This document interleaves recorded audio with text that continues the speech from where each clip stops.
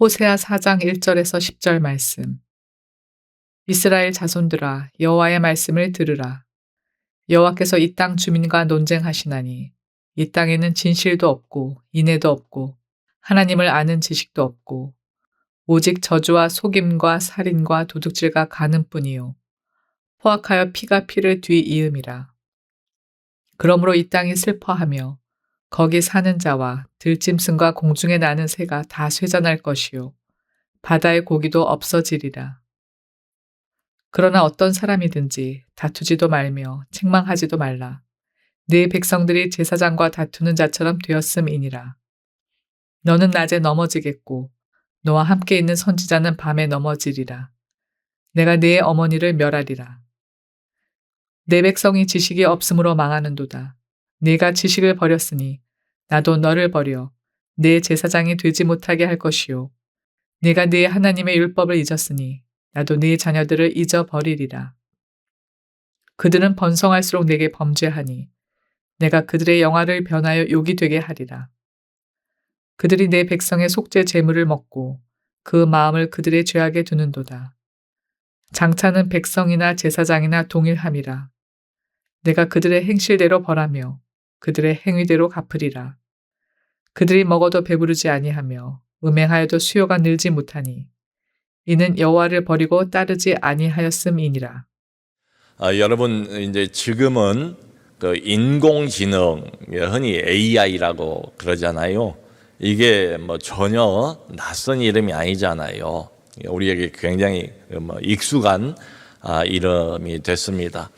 아마 이제 우리 젊은 사람들 또 이 중에는 챗GPT를 매일같이 이렇게 활용해서 지식이나 정보를 얻는 분들도 많이 계시리라고 생각을 합니다. 이게 작년만 해도 지금 같지는 않았던 것 같아요.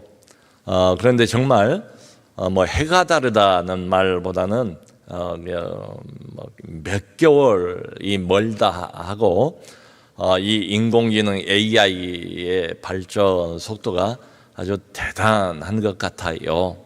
어디까지 이게 발전할지 모르겠어요.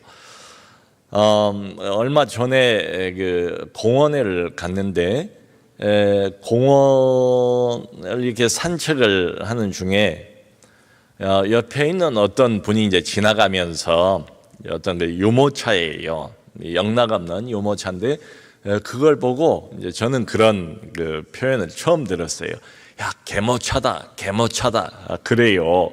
저기 뭔 소린가 하고 봤더니 유모차에다가 개를 태웠어요. 이게 이제 비하하는 말이 아니고 그렇게 이제 요즘 많이 부르는가 봐요. 영락없이 아기가 있어야 할 딱 그 자리에 이쁘게 이제 머리도 깎고 뭐 이렇게 털도 잘 다듬은 개 한 마리가 있는데 개 그 등에다가 또 가방을 맸어요. 개가 이렇게 아이처럼 앉아 있고 등에다 이제 가방을 이렇게 맸어요. 보니까 이제 한 30대 그 젊은 부부 같아요. 근데 아기는 없어요. 그래서 이제 짐작에 그 얘 대신 이게 이제 개를 그 애견, 뭐 요즘 반려견 개를 이렇게 사랑하고 아끼는 사람들이 많잖아요. 이제 그런 젊은 커플인가 보다 이렇게 생각을 했지요.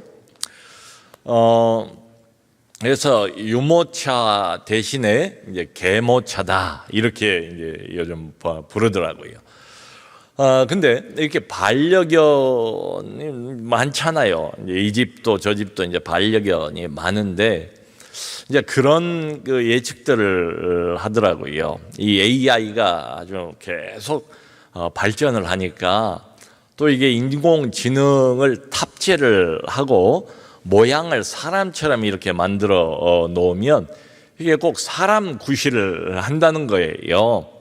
그래서 이제 편리한 것도 있고 지금은 이제 우리가 로봇처럼 보이지만 거기에다 사람의 형상을 입혀 놓으면 이게 사람인가 아닌가 착각을 할 정도로 말이죠.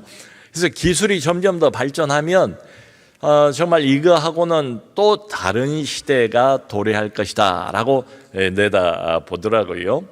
그래서 이 AI하고 뭐 상담도 하고 AI하고 뭐 사람하고는 나누지 못할 속 깊은 이야기도 나누고, 그럼 AI가 아주 막 친절하게 이런 말 저런 말 위로도 해주고 말이죠. 그래서 장차에는, 미래에는 이 AI하고 결혼을 하는 사람이 이런 시대도 오지 않을까, 뭐 이런 예측도 하는 걸 보았습니다. 참 이 과학 문명, 기술 문명의 속도가 얼마나 이렇게 빠른지 정말 상상할 수 없을 정도로 이게 막 이렇게 발전을 해 나가는 것 같아요. 그러니까 요 면만 이렇게 긍정적으로 바라보고 있으면, 야, 참 너무너무 편리한 세상, 살기 좋은 세상 이로구나 라는 생각이 들어요. 더군다나 이제 명절 연휴지 않습니까? 오늘 금요일인데 오늘 하루를 또 휴가를 낸 사람들도 적지 않은 것 같아요. 오늘 하루만 휴가 내면 토요일, 주일 뭐 다 휴일이니까 이렇게 하면 이 명절 연휴가 열흘이 되는 거예요. 별로 좋아하시는 것 같은 느낌은 안 들어요. 쉴 만큼 쉬셨는지. 거기다가 지금 이제 5일이잖아요. 주 5일. 근데 대기업에서는 4.5일 근무를 또 이렇게 시험을 해 보고 있다는 이야기를 들었어요. 일부 대기업에서는 벌써 이제 그런 이야기들이 점점 흘러 나와요. 그러니까 이런 것들만 이게 긍정적으로 바라보면, 야, 정말 살기 좋은 세상이 왔다. 마치 이게 유토피아가 아닌가, 뭐 이런 생각이 들 정도예요. 자, 그런데 다른 면으로 이렇게 바라보면 이야기가 많이 달라집니다. 그러니까 예를 들어서 그러면 살기는 이렇게 편해졌는데 인간의 심성은 얼마나 발전을 했는가? 인간의 심성은 얼마나 더 나아졌는가? 진보가 있는가? 저는 그 질문에 대해서 솔직히 긍정적인 대답을 할 수가 없어요. 아니에요. 솔직하게 지금도 수없이 많은 비극들, 비참함들, 그리고 죄, 어둠이 그대로 존재하잖아요. 정직하게 이 세상을 바라본다면 말이죠. 그러니까 인간의 심성에 관한 한 조금도 나아진 게 없는 것 같아요. 달라진 게 없는 것 같아요. 그러니까 겉으로는 아주 비약적인 발전을 했어요. 물질적으로는 정말 눈부신 발전을 했어요. 과학적으로는 상상을 초월한 그런 세계를 우리가 경험하고 있습니다. 문명은 과거 어느 때보다 그야말로 찬란하게 꽃을 피워 놓은 이런 문명인 것 같아요. 그런데 인간의 심성, 그 면에 초점을 맞추어서 바라보면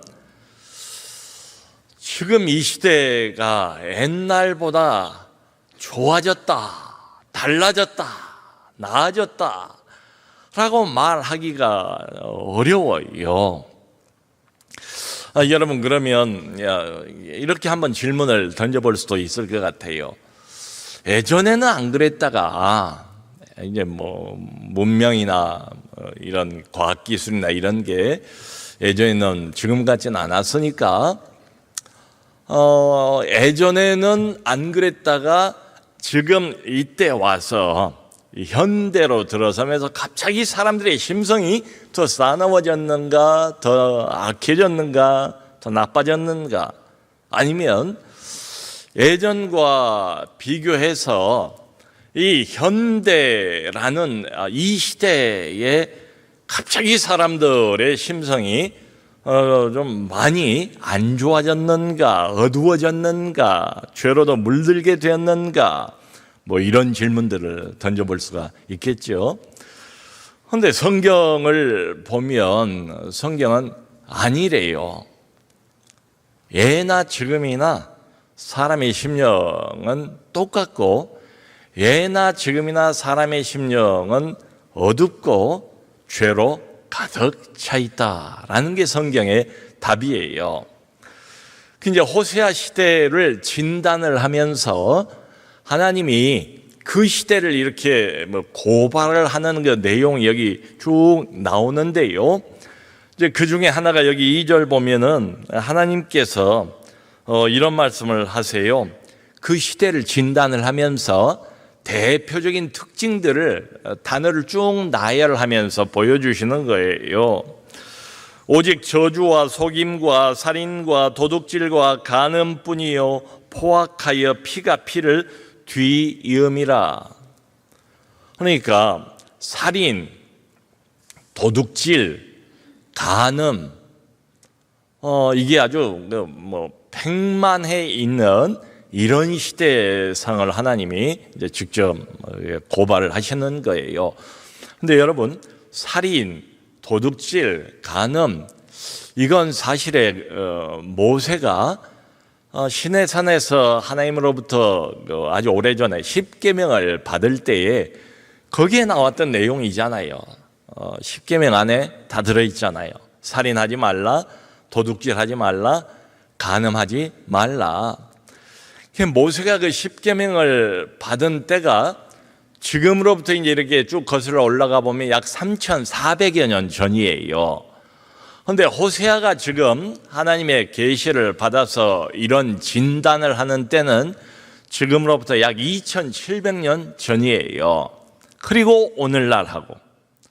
그러니까 이 말씀이 의미하는 것은 3,400년 전이나 2,700년 전이나 그리고 장구한 세월이 지난 바로 오늘날 2025년이나 사람들의 심성은 변하지 않았다는 거죠.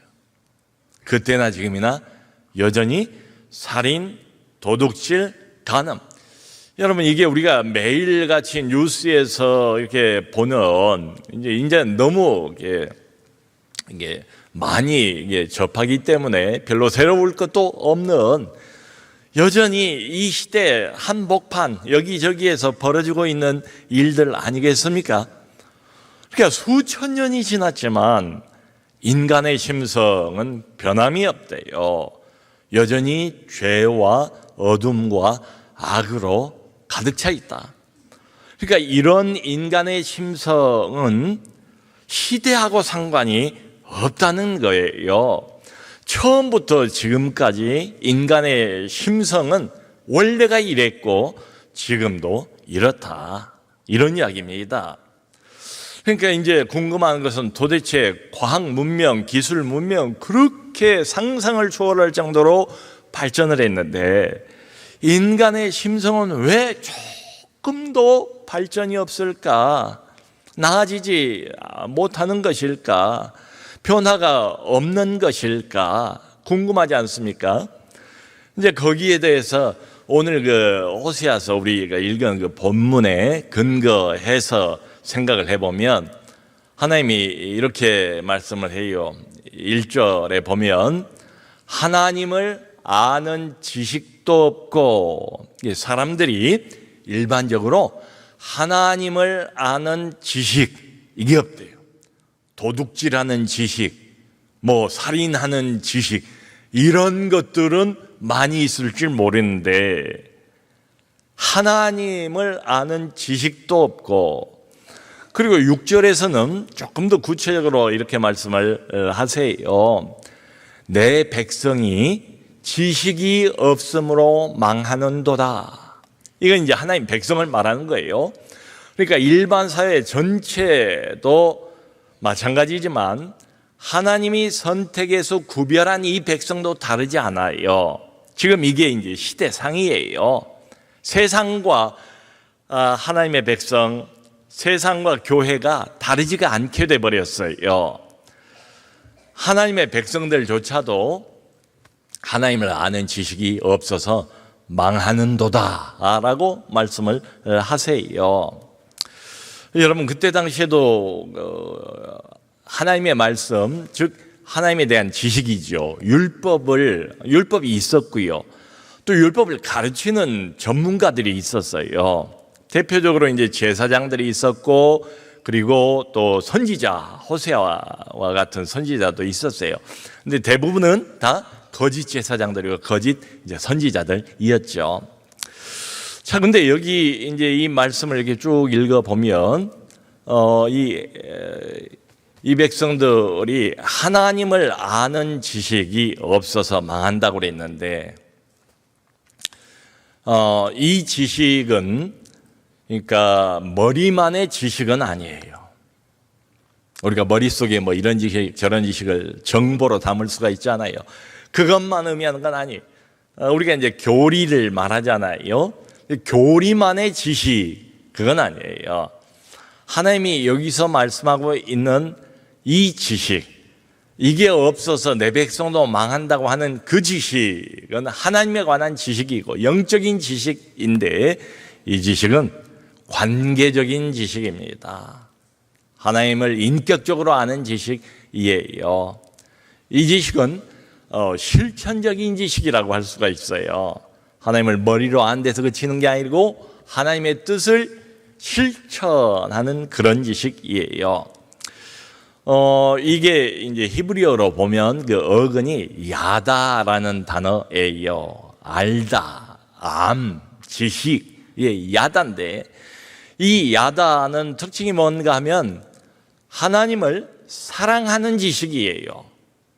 하나님을 사랑하게 하는 지식, 하나님의 뜻을 실천하게 하는 지식이에요. 그러니까 마음으로 하나님의 뜻을 배우고, 그리고 나의 삶을 통해서 내 성품과 내 행동으로 그것을 드러내 보여주는 지식을 말해요. 그러니까 이런 살아있는 지식, 하나님에 관한 진정한 지식, 인격적인 지식, 내 삶을 움직이고 마음을 움직이는 이런 지식, 이게 없으면 영적으로 무지해지기 마련이고, 그리고 도덕적인 혼란 속에 빠져버려요. 그 결과는 우리가 아까 본 것처럼 살인, 간음, 그리고 도둑질, 온갖 포악, 이런 것들이 이제 난무하는 사회가 되어버리고 맙니다. 여러분, 이스라엘 사회가 지금 그렇게 전락을 해버리고 만 거예요. 바로 여기서 하나님이 말씀하고 있는 요 진정한 하나님에 관한 지식이 개인 영혼의 기초예요. 또 나아가서 좀 넓혀보면 이 사회 그리고 공동체의 근간이 바로 이 하나님에 관한 진정한 지식이래요. 이게 없으면 개인의 신앙도 공동체의 근간도 다 파괴되고 그야말로 무자귀의 사회가 되고 맙니다. 그러면서 여기 이제 호세아가 쭉 하는 이야기를 이게 가만히 들여다보면 이제 이런 질문이 생겨요. 자, 그렇다면 도대체 이런 지식을 누가 가르쳐 줄 것인가? 그리고 이 지식을 이게 실천적인 지식이라고 그랬는데 몸소 실천하고 모범으로 보여주는 사람은 누구겠는가라는 질문이 생기죠. 그건 오늘 본문 안에서는 보면 영적인 지도자들입니다. 특별히 제사장들을 지적을 해요. 여러분, 당시에 제사장들은 제사만 드린 사람들이 아니었어요. 원래 제사장들의 그 주요한 업무가 제사를 드린 일도 있지만 그거 말고 하나님의 율법을 해석하고 그걸 가르치는 일을 끊임없이 했던 사람들이에요. 하나님의 율법을 해석하는 일, 그리고 그것을 백성들에게 끊임없이 가르친 일, 말하자면 당시 성경 교사들이 바로 제사장들이었습니다. 하나님의 백성들을 영적으로 양육하는 교육자 역할을 해야 하는 사람들이 바로 제사장들이었어요.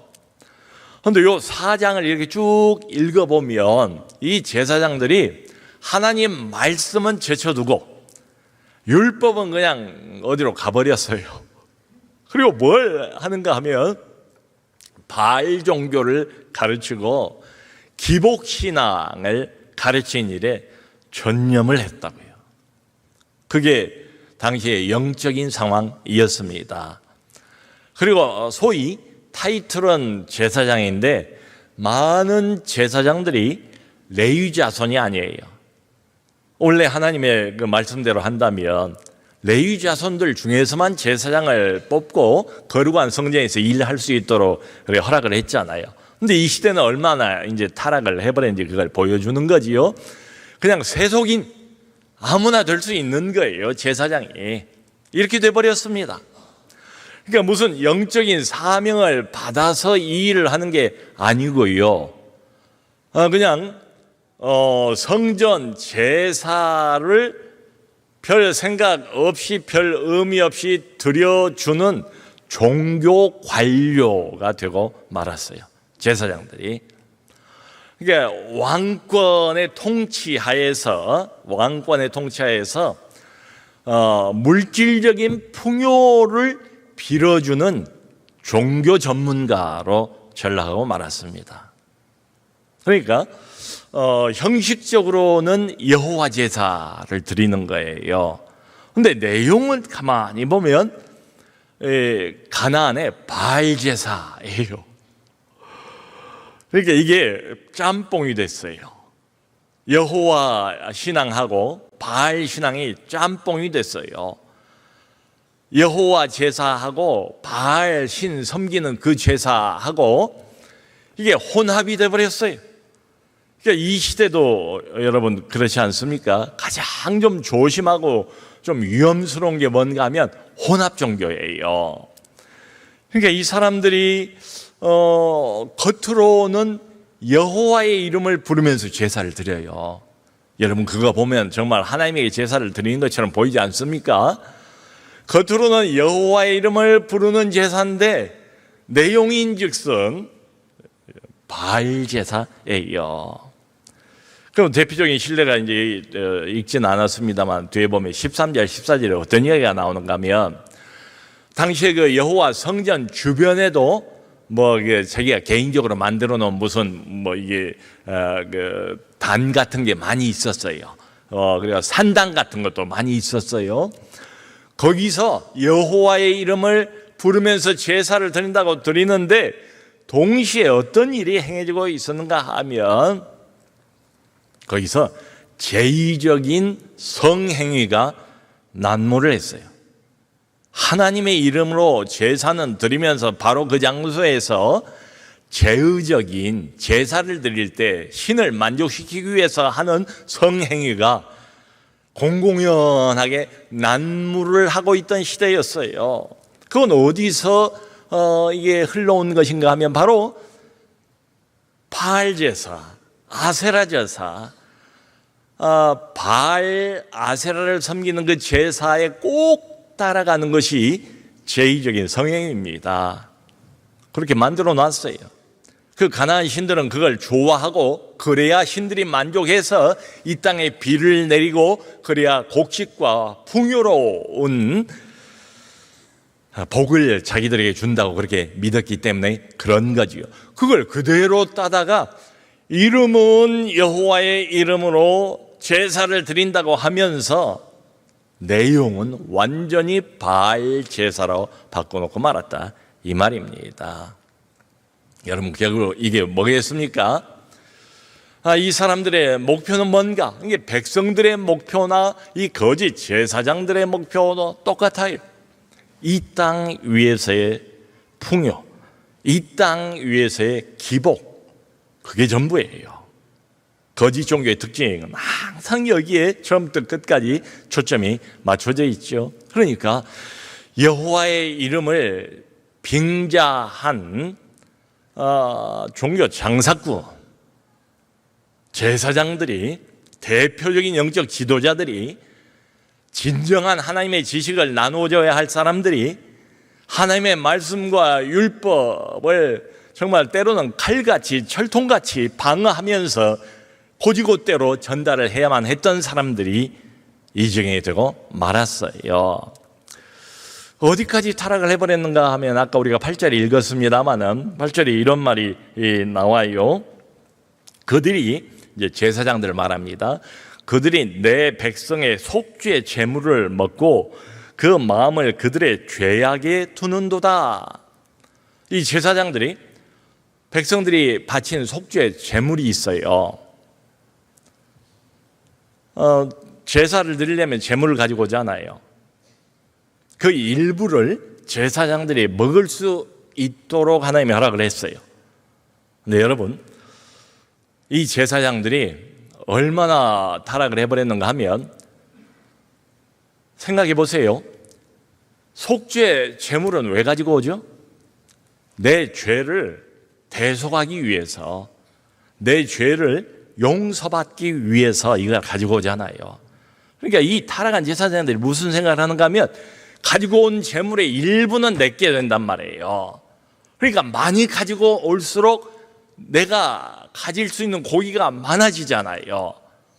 그러니까 생각이 어디까지 미치는가 하면 이 백성들이 죄를 끊지 말고 죄를 더 좀 많이 지었으면, 뭐 그런 거 있죠. 죄를 좀 더 많이 지었으면 이제 죄를 막고 죄를 짓지 못하도록 유도하고 인도하고, 이게 아니고 백성들이 죄를 더 많이 짓도록, 그래서 더 많은 속죄물을 가지고 와서 내가 얻을 수 있는 고기가 더 많아질 수 있도록 백성들의 죄를 방조를 했다는 거예요. 백성들이 그 죄 짓는 것을 많이 지면 질수록 자기에게 이득이 되니까 그걸 이용을 했다라는 하나님의 고발입니다. 거기까지 가버린 거예요. 이 정도 되면 이제 답이 없죠. 이게 거룩한 공동체인데 말이죠. 여러분, 이런 일들이 이때만 있었던 건 아니고요. 뭐 역사 안에서 계속 형태는 좀 다를지 몰라도 계속 있어요. 그 유명한 종교개혁 시대의 그 로마 가톨릭의 그 타락상을 우리가 알잖아요. 성직 매매, 또 뭐예요? 죄를 속해 준다는 명목으로 면죄부를 팔잖아요. 돈을 주고 면죄부를, 죄사함을 얻는 거예요. 돈으로. 참 얼마나 우습습니까? 근데 그때는 이 사람들이 그렇게 떠들고 선전을 하니까 그렇게 많은 사람들이 믿고 면죄부를 사지 않았습니까? 여러분, 여기 성경 보면 사사시대에 엘리 제사장이 나오잖아요. 엘리 제사장의 두 아들도 제사장이었어요. 홈리와 비느하스. 그런데 얼마나 막 가는 제사장들이었던지 하나님께 드려야 할 그 고기를, 가장 좋은 고기를 자기들이 먼저 갈구리로 푹푹 찔러서 하나님 드리기도 전에 좋은 건 자기가 다 갖고 가잖아요. 사무엘 선지자가 얼마나 위대한 사람입니까? 근데 아들들은 그렇지 못했어요. 보면 두 아들이 있었는데 두 아들도 제사장이었어요.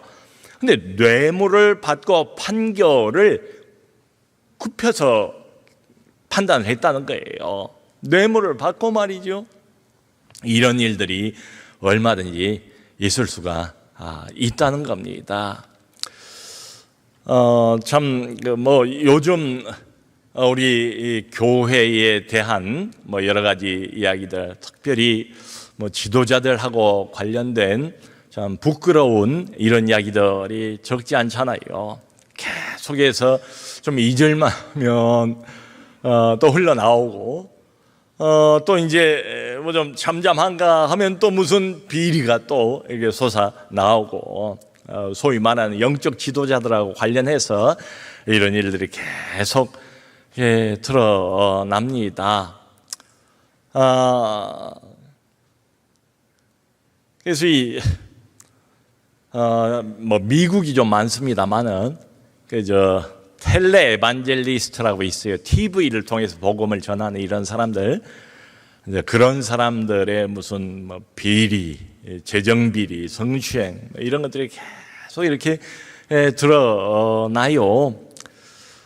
그러니까 너무 이렇게 쇼 형태로 예배를 만드는 뭐 이거 지나친 이게 기복과 번영 쪽에 초점을 맞추는 이런 복음들 이런 데 대한 이게 불신이 이제 생겨나면서 진짜 복음에도 사람들이 이렇게 마음문을 닫아버리는 좀 이런 그 결과를 낳기도 하고 그렇습니다. 여기 9절을 보면 하나님께서 이런 말씀을 하세요. 장차는 백성이나 제사장이나 동일함이라 내가 그들의 행실대로 벌하며 그들의 행위대로 갚으리라. 백성하고 제사장이 다 같이 끝까지 가버렸대요. 타락할 만큼 타락해버렸대요. 근데 뭐라고 말씀하시는가 하면 행실대로 벌하고 행위대로 갚으리라 그랬어요. 특별히 영적인 지도자들의 행실 그리고 그들의 행위를 지적해서 말씀을 하십니다. 여기 행실은 그 사람들의 태도입니다. 자세입니다. 하나님의 일을 맡은 사람들의 어떤 자세 있잖아요. 기본적인 우리가 영성이라고도 부를 수 있는 태도가 있잖아요. 그걸 계속 하나님이 주시하고 있다는 말이에요. 그러니까 벌을 하는 거지요. 그런데 그것만이 아니고 행동을 행위대로 갚으리라 했는데 여기 행위는 하나하나의 행동을 말합니다. 그러니까 이 말씀이 뭐겠어요? 하나님께서 우리 모두를 다 주시하고 계시지만은 특별히 하나님께서 양떼를 맡긴 그 지도자들, 영적인 지도자들의 태도, 자세 이걸 보시고 하나하나 이 사람들의 행동 이걸 하나님께서 눈여겨 보신다는 이야기입니다. 사랑하는 성도 여러분, 오늘 이 말씀을 보면 그런 결론이 마음에 이렇게 생겨요. 뭔가 하면 하나님을 아는 지식이 결국 생명인데 이게 핵심인데요.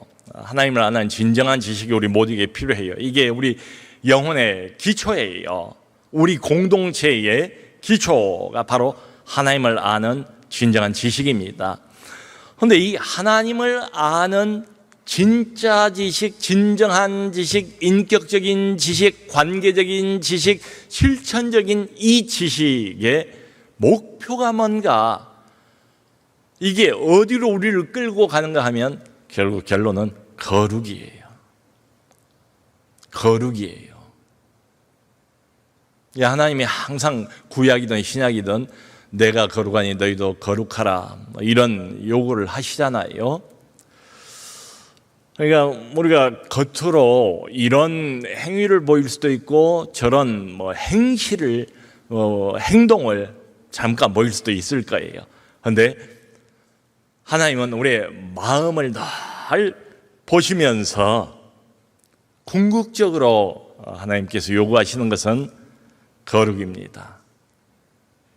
순수한 마음, 깨끗한 영혼, 맑고 깨끗한 하나님 앞에서의 이런 영혼의 모습을 가지고 하나님을 섬기는 것, 이걸 하나님께서 바라세요.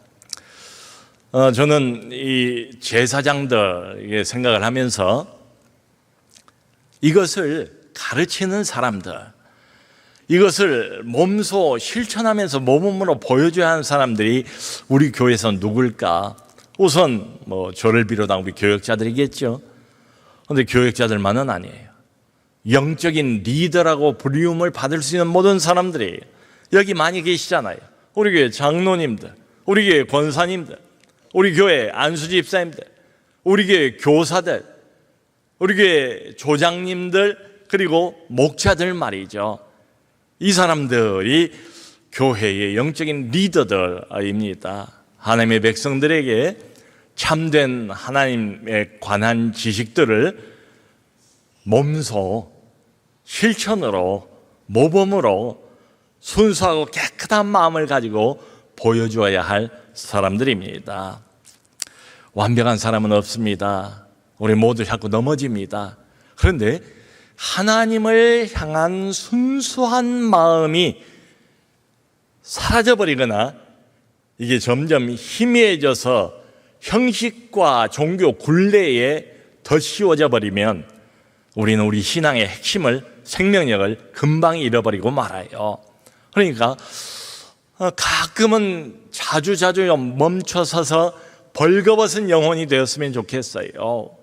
벌거벗은 영혼으로 하나님 앞에서 하늘의 빛으로 나를 비추어 보면서 나를 좀 반성도 하고 나의 잘못된 부분을 진심으로 회개도 하고 살아계신 전능자 앞에서 마음을 담아서 진심으로 그분을 사랑하고 진심으로 그분에게 충성하고 진심으로 하나님이 맡겨주신 이 일을 마음을 다하여 최선을 다하기 위하여서 거룩에 늘 초점을 맞추면 좋겠어요.